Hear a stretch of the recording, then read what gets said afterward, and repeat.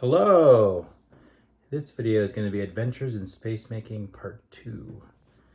I did Part 1 about a year and a half ago, and I just want to tell the rest of the story because I totally stopped making videos for most of that time. So to bring anybody up to speed that doesn't want to watch the video, basically I was in Savannah, Georgia. Allie and I were there. I had owned a house there for like 13 years and it had been upside down and just been a real pain in my life. I'd had renters there, but was kind of losing money, every year, every month, actually losing a bit of money on the house. It had been this really big pain in my life for all of that time. So I ended up moving into the house and deciding that we were going to fix it up to sell it. Because it was so upside down, I felt like the scenario was such that I had to do a lot of the work myself and sell it myself in order to not lose a bunch of money. That's what I believed, right? That was my belief about this situation. And so in the first video, I was showing how I tore up the carpet. I was all prepared to like put down a concrete floor by myself and put in new concrete, not cabinets, the stuff that goes on top. I'm tired. Oh, I just did a big cleansing bath and I'm overheated and I'm trying to do this. Countertops, concrete countertops and floors. I was gonna try to do that all, or Allie and I were gonna try to do that all by ourselves. Really, it was my idea. Always trying to do stuff the hard way. Gonna do this all ourselves and then try to sell the house ourselves. And I was showing the process and what I expected to happen, how I was making space in my life by getting this house out of my life, right? Making a lot of space for other things to come in.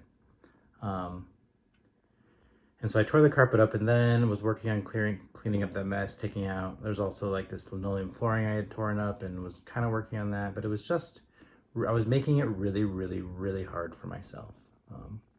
So Allie and I had the idea to actually live in downtown Savannah maybe and try that out. So we got an Airbnb there and spent a couple nights in this really tiny place. We figured out really tiny places were not gonna work for us. But being downtown was really cool, having access to Forsyth Park, which is a beautiful park in downtown Savannah where we could go running every morning, or I could go running every morning. Allie did too sometimes. And we were just testing this out. And on the very last morning, I was going for a run early and I tripped and I fell and I got all torn up, especially on my left side, like flaps of skin were hanging off of my hand and my knee and my shoulder, like just took a massive, massive fall. And I went back to look at the spot later and there was nothing I could have tripped on. I felt like my foot just hit this, like a big block of concrete, like just hit it and totally stopped me. I just went flying. But there was really nothing there when I looked.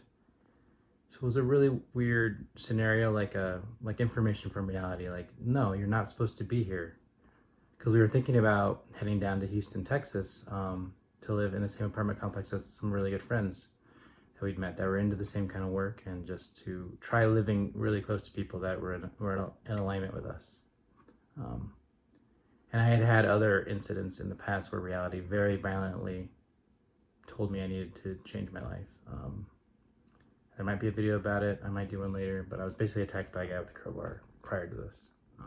So this was the second time that reality was like, hey, what you're thinking about doing and trying to do is not what you need to be doing. And I listened. I was like, okay, we're not supposed to stay in Savannah, so we're just gonna trust and allow. So I got a realtor. I said, hey, just sell the house. We're gonna leave and go to Houston. We're just gonna trust that that's what we're supposed to do. Take the leap and go. So we put the house totally in the hands of the realtor, and we went to Houston.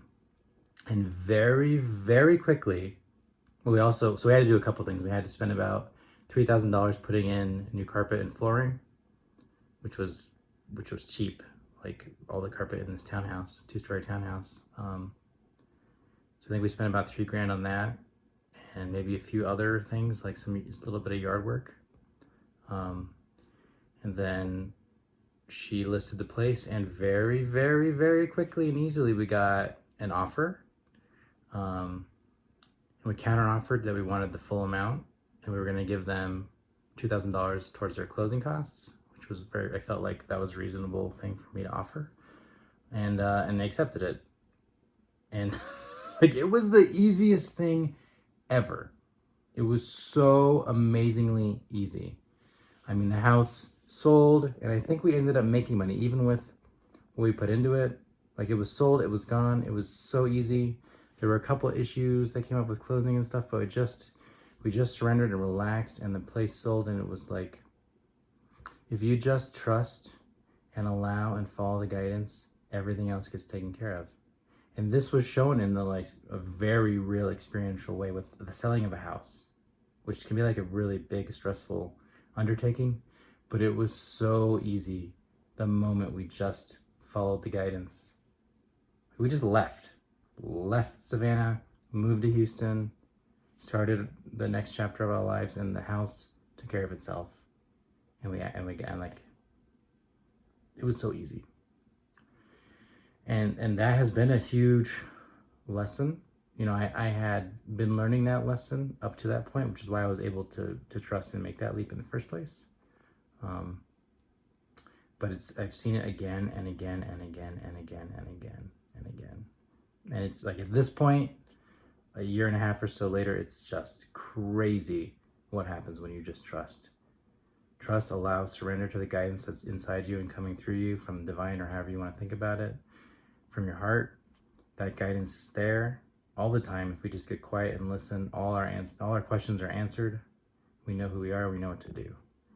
So thank you for anyone that was waiting a year and a half for that.